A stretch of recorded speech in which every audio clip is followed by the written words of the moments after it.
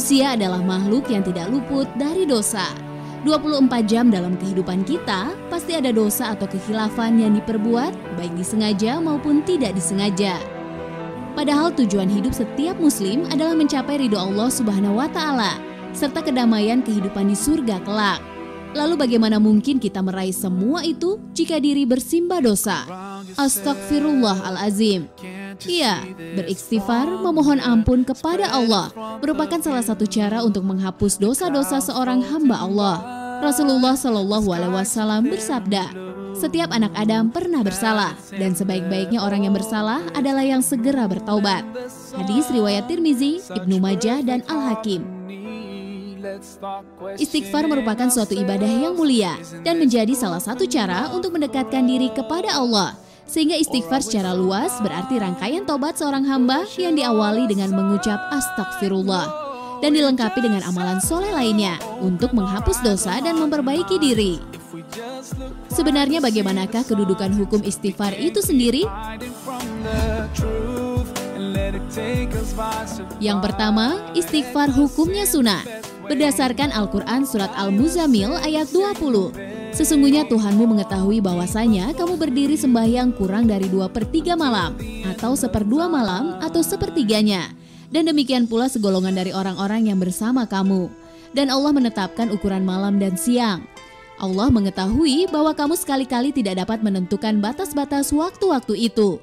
Maka Dia memberi keringanan kepadamu. Karena itu, bacalah apa yang mudah bagimu dari Al-Quran. Dia mengetahui bahwa akan ada di antara kamu orang-orang yang sakit dan orang-orang yang berjalan di muka bumi mencari sebagian karunia Allah dan orang-orang lain lagi yang berperang di jalan Allah. Maka bacalah apa yang mudah bagimu dari Al-Quran dan dirikanlah sembahyang, tunaikanlah zakat dan berikan pinjaman kepada Allah pinjaman yang baik. Dan kebaikan apa saja yang kamu perbuat untuk dirimu, niscaya kamu memperoleh balasannya di sisi Allah sebagai balasan yang paling baik dan yang paling besar pahalanya. Dan mohonlah ampunan kepada Allah, sesungguhnya Allah Maha Pengampun lagi Maha Penyayang. Dari ayat tersebut di atas jelas bahwa Allah Subhanahu wa Ta'ala telah menetapkan ibadah-ibadah yang wajib dan yang sunnah, serta waktu-waktunya semata-mata untuk kepentingan hambanya. Dalam hal ini istighfar ditujukan untuk dirinya sendiri, kedua orang tuanya, anak-anaknya, dan kaum muslimin yang masih hidup atau yang sudah meninggal. Hukum istighfar yang kedua, istighfar menjadi wajib hukumnya bagi seorang hamba yang telah berbuat dosa. Allah Subhanahu wa Ta'ala berfirman, dan juga orang-orang yang apabila mengerjakan perbuatan keji atau menganiaya diri sendiri, mereka ingat akan Allah, lalu memohon ampun terhadap dosa-dosa mereka. Dan siapa lagi yang dapat mengampuni dosa selain daripada Allah? Dan mereka tidak meneruskan perbuatan kejinya itu sedang mereka mengetahui. Al-Quran Surat Ali Imran ayat 135. Istighfar menjadi haram hukumnya apabila ditujukan untuk orang kafir, karena istighfar bagi mereka tidak ada manfaatnya, sebagaimana yang dijelaskan dalam Al-Quran Surat Al-Munafiqun ayat 6. Sama saja bagi mereka, kamu mintakan ampunan atau tidak kamu mintakan ampunan bagi mereka, Allah tidak akan mengampuni mereka. Sesungguhnya Allah tidak memberi petunjuk kepada orang-orang yang fasik. Pemirsa Mozaik Islam, istighfar adalah suatu hal yang harus dilakukan secara terus-menerus. Artinya tidak cukup hanya dilakukan sekali saja, tetapi harus terus-menerus dan senantiasa dijaga untuk memelihara kebersihan hati.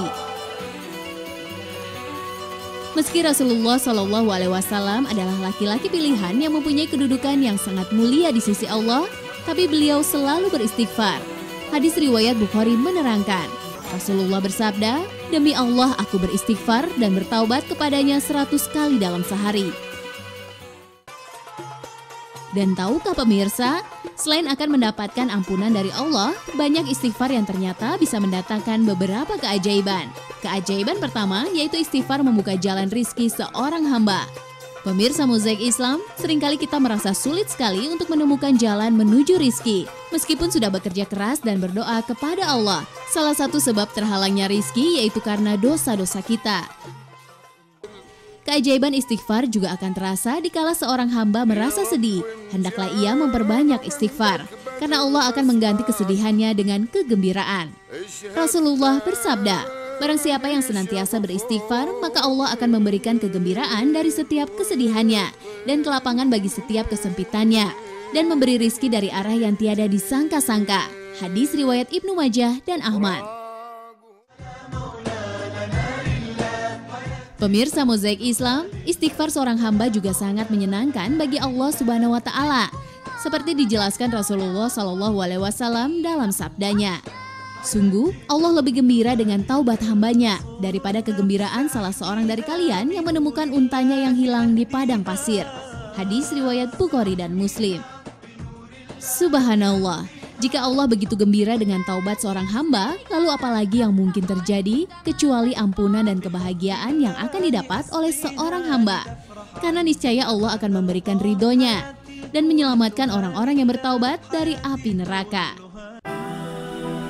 Banyak istighfar juga dapat mengusir setan yang senantiasa mengganggu seorang hamba. Hadis riwayat Ahmad dan Al-Hakim menerangkan, sesungguhnya syaitan telah berkata, demi kemuliaan-Mu ya Allah, aku terus-menerus akan menggoda hamba-hambamu selagi ruh mereka ada di dalam badan. Mereka masih hidup. Maka Allah menimpalinya, dan demi kemuliaan dan keagunganku, aku senantiasa mengampuni mereka selama mereka memohon ampunan beristighfar kepadaku. Jika seorang hamba hampir tergelincir dalam perbuatan dosa, kemudian ia ingat kepada Allah dan segera beristighfar, sehingga tidak terjerumus ke dalam dosa, maka syaitan akan sangat kecewa dan putus asa dalam memenuhi janjinya mengganggu manusia. Demikian Mozaik Islam hari ini. Semoga tayangan kali ini dapat meningkatkan iman dan takwa kita semua. Wassalamualaikum.